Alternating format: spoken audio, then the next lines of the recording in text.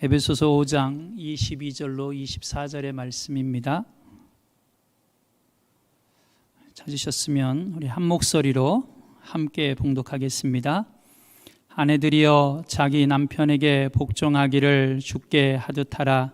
이는 남편이 아내의 머리됨이 그리스도께서 교회의 머리됨과 같음이니 그가 바로 몸의 구주시니라. 그러므로 교회가 그리스도에게 하듯 아내들도 범사에 자기 남편에게 복종할지니라. 아멘. 할렐루야. 이 시간도 수요 예배에 함께하는 여러분들을 주님의 이름으로 환영합니다. 우리 좌우 앞뒤 계신 분들하고 이렇게 한번 인사 나누셨으면 좋겠습니다. 믿음으로 더위도 이깁시다. 우리의 믿음이 이 더위에 흔들리지 아니하고 더위도 이겨낼 수 있기를 간절히 소망합니다. 우리 한번 격려하시면서 인사를 좀 더 했으면 좋겠습니다. 하나님이 당신 곁에 함께 하십니다.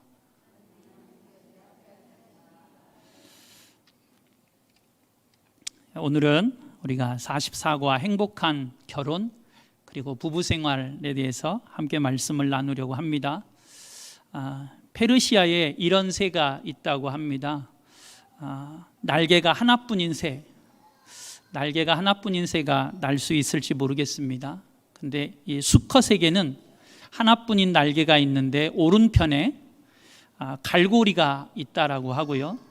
암컷에는 한편에 갈고리에 끼워질 수 있는 고리가 있다고 합니다. 그래서 수컷의 그 갈고리가 암컷의 고리에 끼워져서 함께 날면 이 새는 잘 날 수 있다고 그래요. 제가 이 새가 어떤 새일까 막 찾아봤어요, 인터넷에. 정확하진 않은데 아마도 비익조라고 하는 새가 그런 새인 것 같아요. 비익조라는 새가 인터넷에 찾아보니까 있더라고요. 근데 아마 그 새지 않을까 싶습니다. 혼자는 날 수 없지만 두 새가 같이 힘을 합하면 같이 잘 날 수 있다라고 하는 거지요. 랍비 문서에는 이런 우화가 있습니다. 어떤 거지가 하루는 랍비의 집 담에 와서 등을 대고 막 비비고 있는 것입니다. 이것을 본 랍비가 그 거지를 불쌍히 여겨서 목욕을 시켜주고 또 갈아입을 옷을 주고 그를 잘 이렇게 대접해서 보냈다라고 하는 거지요. 거지입니다. 근데 이 이야기를 들은 또 다른 부부 거지가 너무나 부럽잖아요. 먹을 것을 주고 또 옷을 입혀서 보내줬다고 하니까. 그래서 이 부부 거지가 같이 어느 날 그 랍비의 집에 그 담에 가가지고 이제 같이 등을 비비고 있는 거죠. 담벼락에다가. 그러면 그 랍비가 와가지고 자기들에게도 좋은 옷도 주고 먹을 것을 줄 줄 알았던 거죠. 근데 이게 웬일? 랍비가 와가지고 이 부부 거지를 막 야단치고 호통을 치는 겁니다. 그리고 막 욕을 해가지고 돌려보내는 거예요. 그래서 이 부부 거지가 이해가 안 되는 거죠. 자기가 들은 건 그런 이야기가 아닌데 그래서 랍비에게 막 항의를 했다는 겁니다. 왜 차별하냐고. 그 어떤 거지한테는 먹을 것도 주고 옷도 주고 그랬다며 왜 우리한테는 그렇게 야단치고 호통치고 욕을 해서 그냥 가라고 하냐고. 그때 이 랍비가 이렇게 대답했다고 그래요. 지난번 거지는 혼자였으니까 담에 비빌 수밖에 없었겠지만 너희들은 둘이 아니냐? 그것도 가장 가까운 부부잖냐? 등이 가려우면 서로 긁어주면 될 것을 왜 남의 집 담벼락에 비비고 있냐? 이렇게 이야기를 하면서 야단을 쳐서 보냈다라고 하는 그런 우화가 기록되어졌다고 합니다. 여러분 효자손이 없어서 그랬을까요? 효자손을 좀 사줘야 되는 걸까요? 여러분들은 등이 가려우시면 어떻게 하십니까? 효자손을 찾으십니까? 예. 아니면 남편 혹은 아내 혹은 손주를 찾으십니까? 효자손은 누구에게 필요한 것일까요? 오늘 함께 여기에 참여하신 분들은 다 결혼을 하셨습니다. 제가 보니까. 네, 왜 결혼을 하셨지요? 그러면 왜 결혼을 하셨을까요? 잘 모르겠어요? 부모님이 하라고 해서 어느 날 이 사람이 네 신랑감이야. 그래서 그냥 결혼을 하셨을까요? 그러면 이러이러해서 결혼을 하셨는데 지금 어떻게 행복하게 살고 계십니까? 예. 우리 사람들이 참 많은 지식들을 갖고 있습니다. 그리고 그 지식을 지금도 끊임없이 탐구하고 있지요. 그런데 사람들이 갖고 있는 그 지식 중에 가장 부족한 지식이 결혼에 관한 지식이라는 말이 있습니다. 그러니까 참 많은 지식을 탐구하고 쌓아가고 있고, 물론 결혼에 관한 지식도 참 많아진 것도 사실인데, 그럼에도 불구하고 여전히 결혼에 관한 지식이 그 다른 지식에 비해 가장 부족하다라는 말이 있습니다. 우리는 과연 결혼을 왜 했을까요? 다 결혼을 하셨는데 내가 결혼한 목적이 무엇일까요? 그리고 우리는 그 결혼 생활을 지금 행복하게 그렇게 살아가고 있을까요? 우리의 결혼 생활에, 그리고 우리가 행복하다라고 하는 그 고백 속에 하나님의 뜻이, 그리스도의 뜻이 이루어져 가고 있을까요? 오늘은 그런 말씀들을 좀 같이 나누어 보려고 합니다. 여러분, 예전에 결혼의 목적은 주로 뭐였을 것 같으세요? 그렇죠. 하라고 하니까 했어요. 그 하라고 하는 이유에는 뭐가 있을까요? 하라고 하는 이유 중에는 여러 가지가 있겠지만 그 집에 대를 이어줘야 된다라는 그런 이유도 있습니다. 자녀를 낳기 위한 목적이지요. 또 왕궁에서 결혼할 때는 정치적이고 경제적인 그런 목적들도 있습니다. 지금도 일부 국가에서는 그런 국가들이 있다고 저는 알고 있는데요. 노동력을 해결하기 위해서 노동력을 확보하는 일원으로 결혼을 하는 경우들도 있습니다.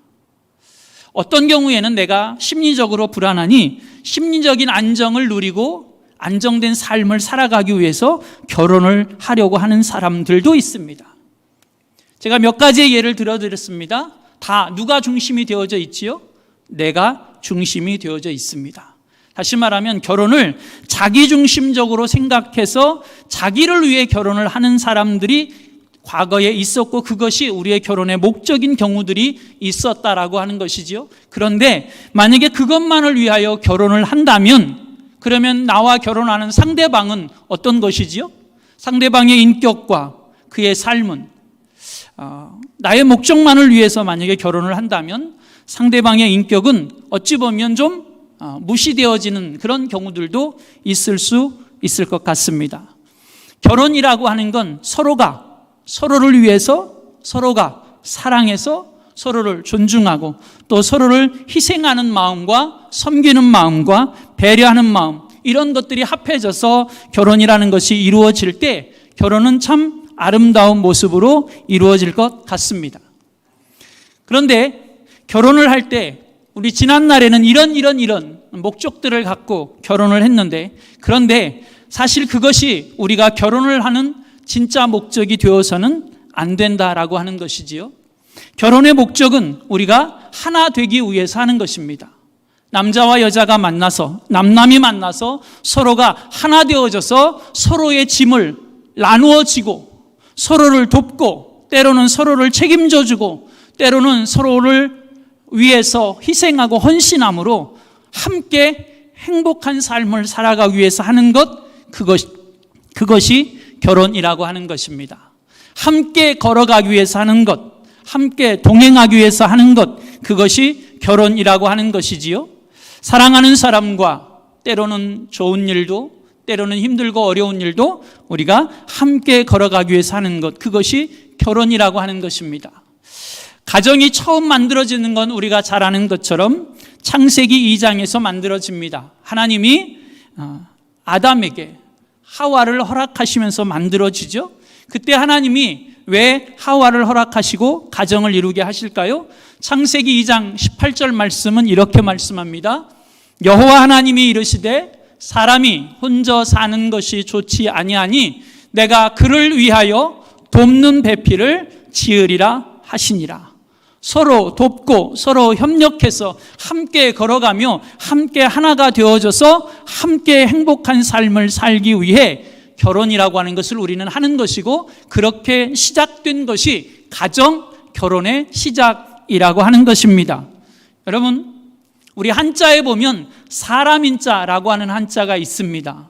어떻게 되어져 있죠? 긴 작대기, 작은 작대기가 이렇게 기대고 있습니다. 맞죠? 긴 작대기, 작은 작대기. 그러면 긴 작대기만 있으면 길으니까 서 있을 수 있나요? 길은데요? 아, 그래요? 그러면 작은 작대기 하나만 있으면 작으니까 안 넘어지고 잘 서 있나요? 아, 작으니까 잘 모르겠어요. 여러분, 길건 작건 하나는 서 있을 수 없습니다. 길건 작건 하나는 넘어질 수밖에 없습니다. 그 긴 작대기와 작은 작대기 두 개가 합해져서 서로를 지탱해주고 서로를 도와주고 받쳐줄 때, 그럴 때 온전하게 서 있는 것, 그것이 사람이라고 하는 한자의 모습입니다. 여러분, 우리는 누구든지 다 불완전할 수밖에 없습니다. 그것이 많이 배운 사람이든 적게 배운 사람이든 부자이든 가난한 자이든 상관없이 모두가 다 불완전할 수밖에 없습니다. 그 불완전한 사람은 함께 서로 연합해서 도와가며 살아가는 것이지요. 여러분, 하나 더하기 하나는 분명히 둘입니다. 그렇죠? 예, 하나 더하기 하나는 둘입니다. 그러나 남자 하나와 여자 하나가 만나서 가정을 이루어 합력하면 하나 더하기 하나가 둘만 되는 것이 아니라 때로는 100의 에너지를 만들어내기도 합니다. 그것이 합력하여 선을 이루는 모습이고 하나된 모습인 것이지요. 이것이 우리의 가정의 모습이어야 한다라고 하는 것입니다. 우리가 결혼을 왜 할까요? 예, 자녀를 낳고 그 자녀를 양육하기 위해서도 결혼합니다. 창세기 1장 28절은 이렇게 말씀합니다. 하나님이 그들에게 복을 주시며 하나님이 그들에게 이르시되 생육하고 번성하여 땅에 충만하라, 땅을 정복하라, 바다의 물고기와 하늘의 새와 땅에 움직이는 모든 생물을 다스리라 하시니라.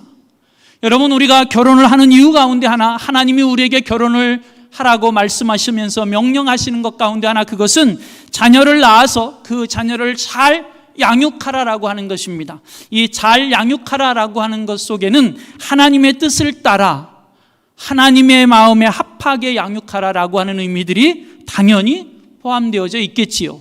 그런데 여러분, 스크린에 질문이 나왔는데 한번 보겠습니다. 그렇다면 결혼 후에 아이를 낳지 못하는 경우들이 있지요?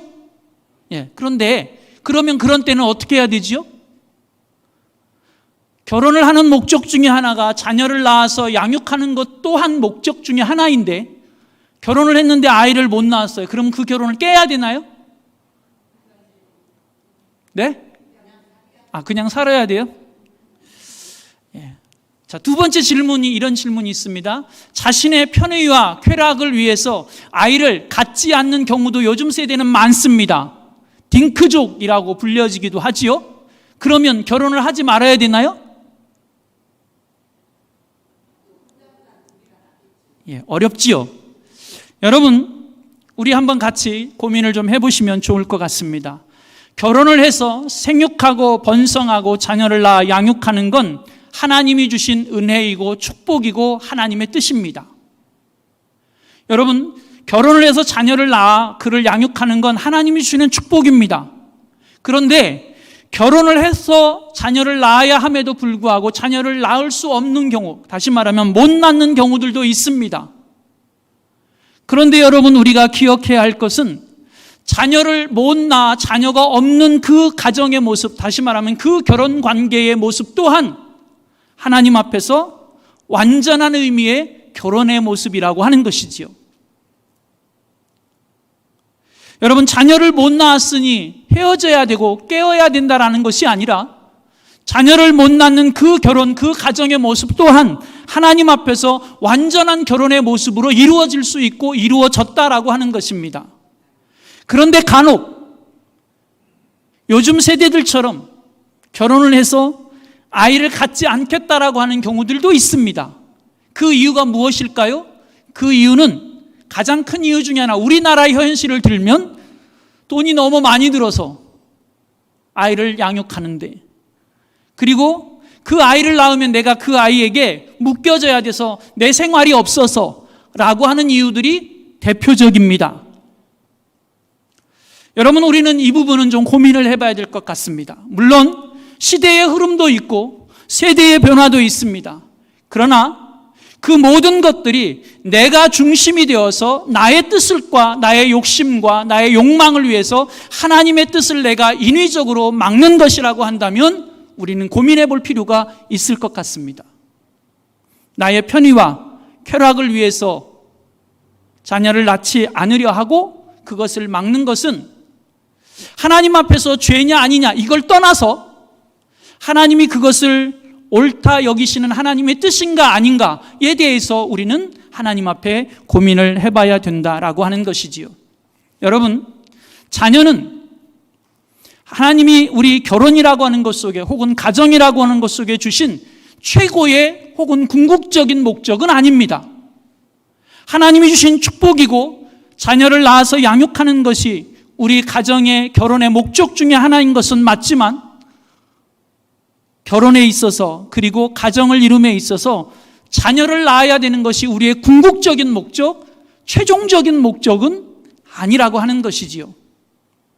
그래서 자녀가 없는 가정도 하나님 앞에서 완전한 결혼의 모습을 이룰 수 있다라고 말씀을 드리는 것입니다. 여러분, 우리나라에 장진남이라고 하는 목사님이 계셨다고 그럽니다. 사모님은 심창순이라고 하는 사모님이시고요. 이분들은 결혼을 하셨어요.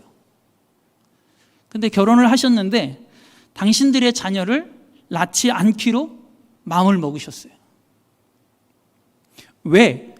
그분들이 아이를 낳지 않기로 마음을 먹은 이유 중에 결정적인 이유는 이분들이 정바가라고 하는 장애를 가진 아이들을 사랑의 집이라고 하는 곳을 세워서 그곳에 데리고 와서 그곳에서 이 아이들을 양육하는 사역을 하셨습니다. 그런데 이 아이들을 양육하는 중에 내가 내 아이를 낳아 그 아이가 정상화일 경우에 내가 지금 양육하고 있는 그 장애를 가진 아이들, 그 아이들과 차별을 하게 되는 것이 두려워서 하나님 앞에서 자기들이 몸으로 낳는 아이들은 포기하고 그리고 그 정바가라고 하는 장애를 가진 아이들을 데리고 와서 사랑의 집이라고 하는 곳에서 아주 오랜 시간 동안 양육했다라고 하는 것이지요. 이들의 주 목적은 하나님이 주신 자녀가 나에게 나의 편의를 위해서 필요하지 않아서가 아니라 나의 편의를 위해서 걸림돌이 되어서가 아니라 더 많은 장애를 가진 아이들에게 하나님의 사랑을 흘려보내기 위해서였다고 하는 것이지요. 여러분, 우리가 자녀를 낳아 양육하는 것, 그것은 하나님이 우리 결혼이라고 하는 혹은 가정이라고 하는 것을 주신 축복입니다. 그것이 하나님의 뜻 안에서 이루어져야 된다라고 하는 것이지요.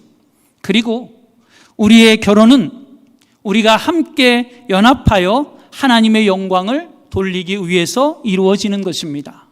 다시 말하면 나 혼자 하는 것도 때로는 잘할 수 있습니다. 그러나 둘이 하면, 연합하면 더 잘할 수 있고 더 하나님의 영광을 위해서 더 쓰임받을 수 있기에 결혼이라고 하는 혹은 가정이라고 하는 것을 이루게 되어지는 것이지요.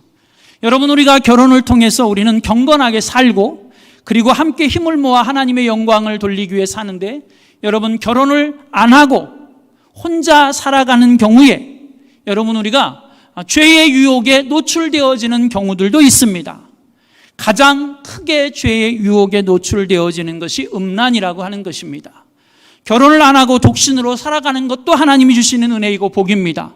그런데 내가 결혼을 안 하고 독신으로 살아감에 있어서 음란이라고 하는 죄에 노출되어지고 그 유혹에 넘어질 것 같으면 결혼을 하는 것이 오히려 더 낫다고 바울도 우리에게 권면해주고 있습니다. 여러분, 우리가 그 죄의 유혹을 못 이길 것 같으면 결혼을 하는 것이 더 좋은 것이지요. 여러분, 고린도전서 7장 2절의 말씀은 이렇게 말씀합니다. 음행을 피하기 위하여 남자마다 자기 아내를 두고 여자마다 자기 남편을 두라. 여러분, 음행을 피하는 방법 중에 하나, 그 죄의 유혹에 내가 넘어지지 않는 것 중에 하나, 그것은 결혼을 하는 방법도 있다라고 하는 것입니다. 여러분, 조금 더 적극적인 면에서 이야기한다면 우리는 결혼을 통해서 하나님의 영광을 더 크게 혹은 더 폭넓게 돌려드릴 수 있지요. 또 하나님의 은혜의 자리에 함께 나아가기 위해 우리는 결혼이라고 하는 것을 하기도 합니다. 바울은 고린도전서 10장 31절에서 이렇게 권면하기도 합니다. 그런즉 너희가 먹든지 마시든지 무엇을 하든지 다 하나님의 영광을 위하여 하라. 여러분 마태복음 19장에 보면 이렇게 말씀합니다. 하나님이 짝지어 주신 것을 사람이 나누지 못할지니라. 이렇게 우리 성경이 번역하고 있습니다. 그런데 이 번역의 원본인 히라보의 원어에는 이런 의미를 갖고 있다고 합니다. 한 개의 멍에를 메워주셨다. 부부에게 두 개의 멍에를 각자 준 것이 아니라 한 개의 멍에를 메워주셨다. 이런 의미를 히라보 원어는 담고 있다고 합니다. 다시 말하면 여러분, 두 마리의 소가 하나를 멍에를 쥐고 그리고 밭을 갈든 논을 갈든 수레를 끌 때 그 멍에를 각자 다른 힘으로 끈다라고 한다면 그 수레가 잘 갈 수 있을까요? 논이나 밭이 잘 갈아질까요? 여러분, 서로 균형 있게 보조를 잘 맞추어서 걸어갈 때 밭은 더 잘 갈리고 수레는 더 잘 굴러가는 것입니다. 그리고 더 많은 일을 할 수 있게 되어지죠. 여러분, 우리 남자와 여자가 만나서 결혼이라고 하는 것을 통해서 힘을 합하고 연합하고 마음을 합하여 함께 나아갈 때 우리는 더 큰 하나님의 일들을 감당해낼 수 있다라고 하는 것이지요. 아주 작은 예지만 한 예를 들어볼까요? 자, 여러분, 나는 습관이 되어서 새벽 기도에 알람 안 울려도 일어나 라는 분들이 많이 계실 겁니다. 그런데 어떤 경우에는, 그리고 어떤 분은 자명종 소리를, 알람 소리를 못 들어서 핸드폰, 시계, 딸랑이 온갖 걸 몇 개씩 맞춰놓고 주무시는 분들도 계실 수 있습니다. 그런데 부부 중에 어떤 한 분은 알람 소리를 너무너무 잘 들으시는 분이 있고 알람 소리를 한 분은 너무너무 못 들으시는 분이 있다고 한다면 그 잘 듣는 분으로 인해서 같이 예를 들면 새벽 기도나 경건의 삶을 살아가는데 도움이 되지 않을까요? 여러분, 이런 유익들이 우리에게 있다라고 하는 것이지요. 사도행전 18장 2절 말씀에 보면 우리에게 한 부부를 소개해 줍니다. 아굴라라 하는 본도에서 나타난 유대인 한 사람을 만나니 글라우디오가 모든 유대인을 명하여 로마에서 떠나라 한 고로 그가 그 안에 브리스길라와 함께 이달리아로부터 새로 온지라. 바울이 그들에게 가매. 여러분, 우리가 잘 아는 브리스길라와 아굴라를 소개해 주고 있는 말씀입니다. 이 부부는 둘이가 연합하여 하나님의 복음을 전하는 일에, 또 하나님의 복음을 전하는 바울과 협력하는 일에 더 크게 쓰임받고 영광을 돌렸던 모습들을 우리는 기억합니다. 이것이 우리가 결혼을 하는 목적들 가운데 있다라고 하는 것이지요. 그렇게 우리가 결혼을 했습니다. 남자와 여자가 만나서 결혼을 했지요. 아내가 되고 남편이 되었습니다. 우리는 어떻게 살아가야 할까요? 여러분, 아내는 남편에 대해서 존중하고 또 순종의 삶을 살아가야 합니다.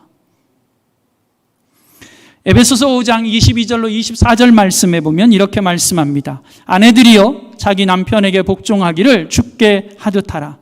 이는 남편이 아내의 머리됨이 그리스도께서 교회의 머리됨과 같음이니 그가 바로 몸의 구주시니라. 그러므로 교회가 그리스도에게 하듯 아내들도 범사에 자기 남편에게 복종할지니라. 여러분, 우리 성경에서 번역하고 있는 이 복종이라고 하는 표현이 좀 불편하게 들려질 수도 있을 수 있습니다. 그런데 오늘 성경은 우리에게 뭐라고 말하냐면 아내들이 남편에게 복종하기를, 순종하기를 권면하고 있습니다. 여러분, 그런데 우리가 이 복종이라고 하는 것, 순종이라고 하는 것을 한번 생각해 보십시오. 자, 내가 사랑하지 않는데, 내가 존중하지 않는데 순종이 혹은 복종이 잘 되어질까요? 내가 사랑하고 내가 존중하고 내가 내 남편 존경하는데 그런데 순종 혹은 복종이 안 될 수 있을까요? 여러분, 내가 사랑하면 순종하게 되고 존중하게 되어집니다. 내가 사랑하고 존중하면 순종도 하게 되어지고 복종도 하게 되어집니다. 다시 말하면 억지로 남편이 폭력을 행사하니까 그래서 되어지는 것이 아니라 자발적으로 사랑과 존중의 마음 속에서, 존경의 마음 속에서 이루어진다라고 하는 것이지요. 그래서 성경은 우리에게 이렇게 가르쳐 줍니다. 여러분, 성경을 보면 주님 안에는 남자만 있는 것도 아니고 여자만 있는 것도 아닙니다. 남편만 있는 것도 아니고 아내만 있는 것도 아닙니다. 남편과 아내가 항상 함께 존재하는 것, 그것이 하나님의 법입니다. 그러면서 오늘 우리에게 이렇게 가르쳐 줍니다. 남자의 머리는 그리스도이며 그리스도의 머리는 하나님이라. 이것이 우리 가정의 질서입니다. 이것이 우리 가정의 행복한 모습입니다. 하나님이 머리가 되고 예수님이 머리가 되고 남편이 머리가 되는 모습, 이것이 가정의 행복한 모습이지요. 그러면 이제 우리는 이렇게 질문해 볼 수 있습니다. 그러면 여자가 아무것도 아니라는 거요? 여자는 뭐요? 왜 우리가 남편에게 복종해야 될까요? 그러면 남편은 대단한 사람이고 여자는 아무것도 아닌 거예요? 아니요. 그것을 이야기하고 있는 것이 아닙니다. 우리 옛날에 이런 말이 있었지요. 남존여비. 성경이 여자가 남편에게 복종해야 되고 순종해야 되고 남자가 여자의 머리라고 하는 건 우리 옛날에 가지고 있던 남존여비를 이야기하는 것이 아닙니다. 역할적인 면에서 혹은 기능적인 면에서 차이가 있고 그 속에서 남자는 아내의 머리라고 이야기하고 있는 것입니다. 그런데 여러분, 가정에서 남편이 머리이면 아내는 뭘 것 같으세요? 여러분 가만히 생각해 보시면 남편이 가정에서 머리가 되면요, 아내는 그 가정의 심장이 되어집니다. 여러분, 남편이 아내에게 무엇인가를 요구하는 경우들이 있지요. 내가 머리라고. 그렇죠? 근데 여러분, 아내가 남편에게 복종해야 될 이유가 있는데요, 아내가 남편에게 복종하지 않으면 가정이 행복이 깨집니다. 가정이 행복이 깨지면 아내는 행복할까요? 여러분, 자신의 행복을 위해서도 남편에게 복종을 하는 것이 필요하다라고 하는 것이지요. 여러분, 아내가 남편을 왕으로 이렇게 모시면 그 남편은 그 아내를 어떻게 모셔줄까요? 너는 하녀요. 이렇게 할까요? 아니요. 그렇죠. 그래서 아내가 남편을 왕으로 모시면 남편은 그 아내를 왕비처럼 대해줄 것입니다. 그 자녀들은 왕자와 공주처럼 대접을 받겠지요. 그 가정은 왕궁이 되어질 것입니다. 여러분, 가정을 왕궁으로 만들어가는 건 여러분 어찌 보면 남편에게 있는 것 같지만 사실은 아내에게 있습니다. 그 가정을 왕궁처럼 행복하게 만들어가는 아주 중요한 열쇠는 아내가 갖고 있다는 사실을 기억하십시오. 그리고 자부심을 가지십시오. 여러분, 남편의 행복을 위해서도 우리는 남편에게 복종할 필요가 있습니다. 여러분, 우리가 세상에서도 이런 표현을 쓰는 경우들이 있습니다. 집에서 남편의 길을 살려줘야 남편이 밖에 나가서 기사라서 일을 잘한다고. 못 들어보셨나요? 여러분, 남편의 얼굴은 아내에 의해서 결정되어집니다. 세상 가운데, 사회 가운데 일터에 나가서 남편이 인정받는 모습 중에 아주 중요한 역할을 하는 건 역시 가정의 아내입니다. 여러분, 탈무드에는 이런 표현이 있다고 합니다.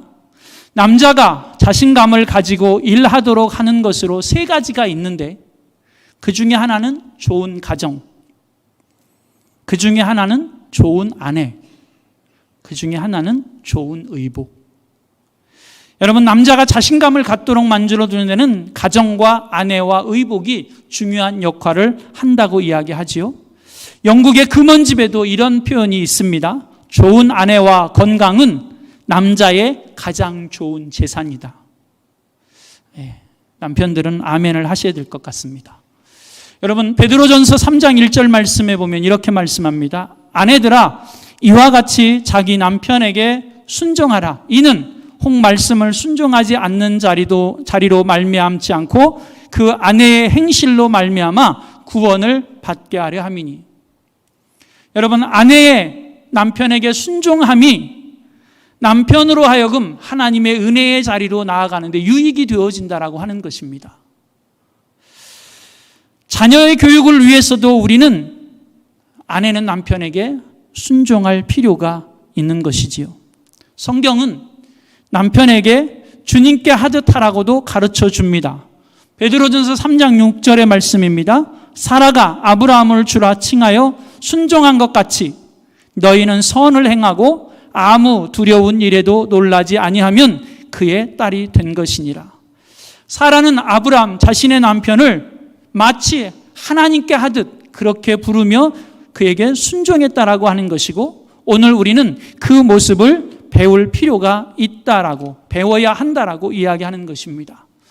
여러분, 시대가 물론 변해가고 있습니다. 사회가 변화가고 있고 남자와 여자의 경계선, 역할면에서 경계선이 이제는 점점 무너지고 또 그 경계를 넘나드는 경우들도 있습니다. 그건 이 사회의 변화된 모습이 분명합니다. 그걸 인정하지 않는 것이 아닙니다. 그럼에도 불구하고 하나님은 한 집안의 가장을 아버지로 세우셨습니다.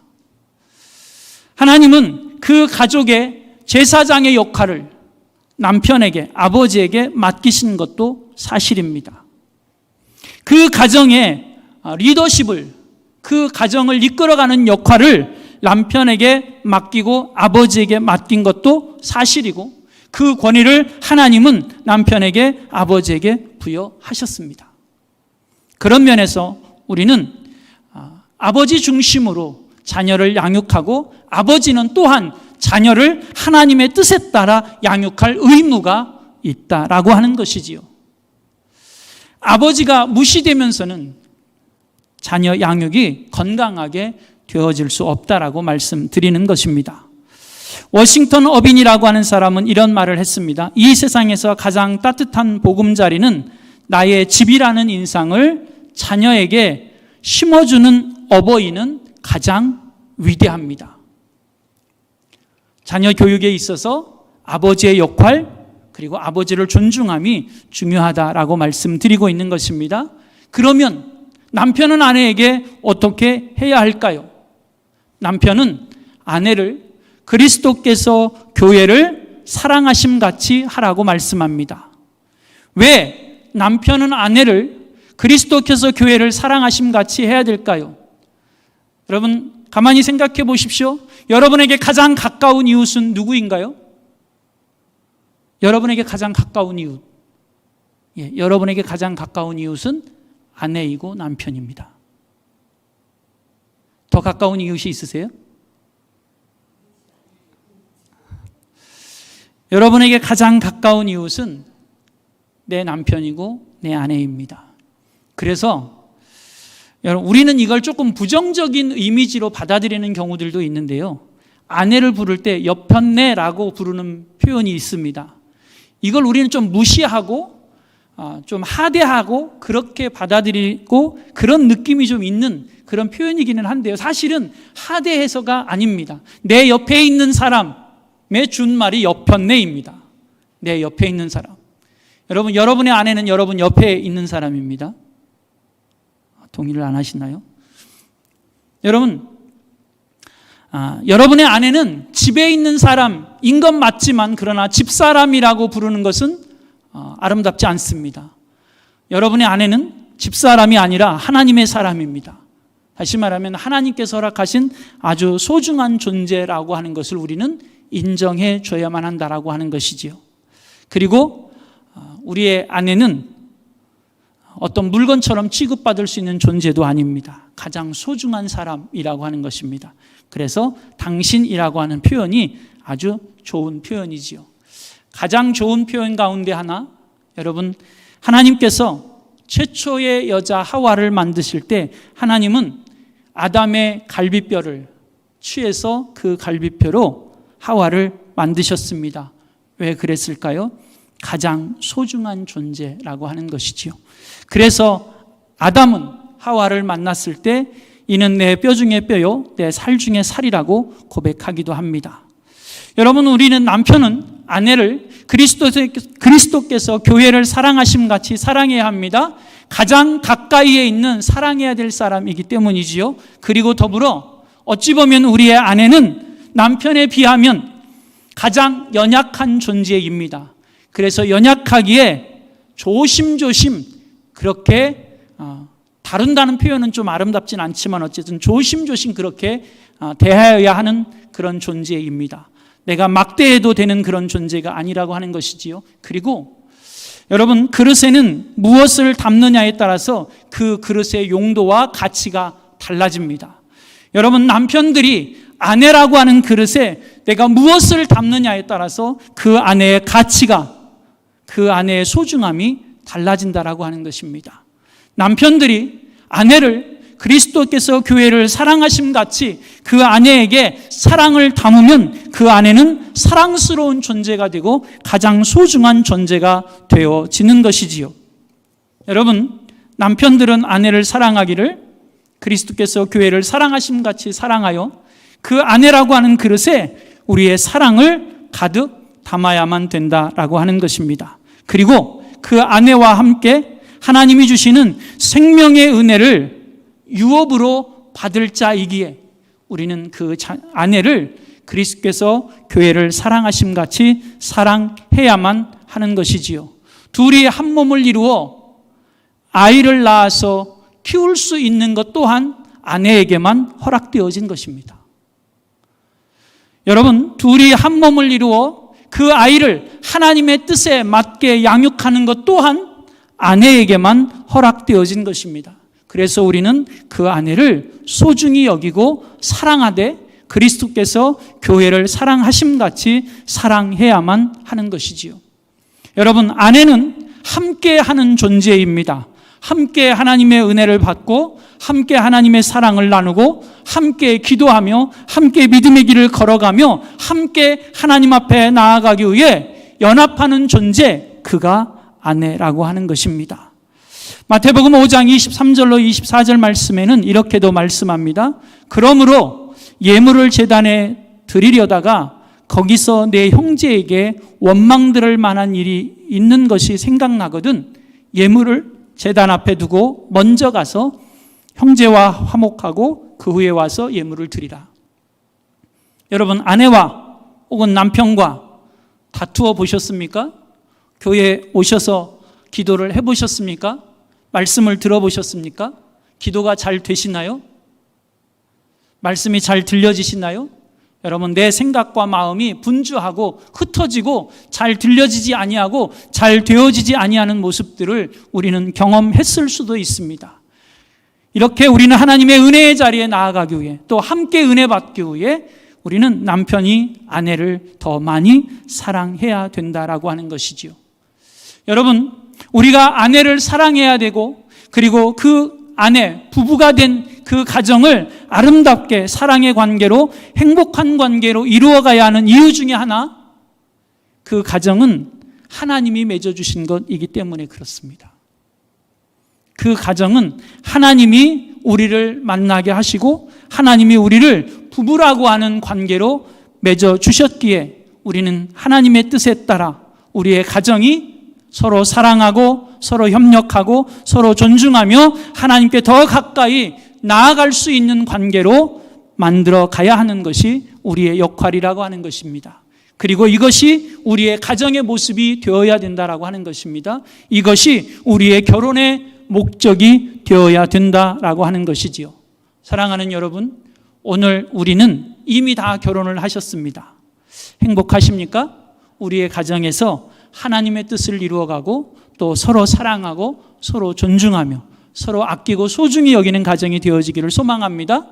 여러분의 자녀들의 가정을 위해서 기도해 주실 때, 또 그들이 결혼을 위해서 기도해 주실 때 그렇게 하나님의 뜻 안에서 행복한 가정이 되어질 수 있도록 기도해 주시기를 부탁드립니다. 함께 기도하겠습니다.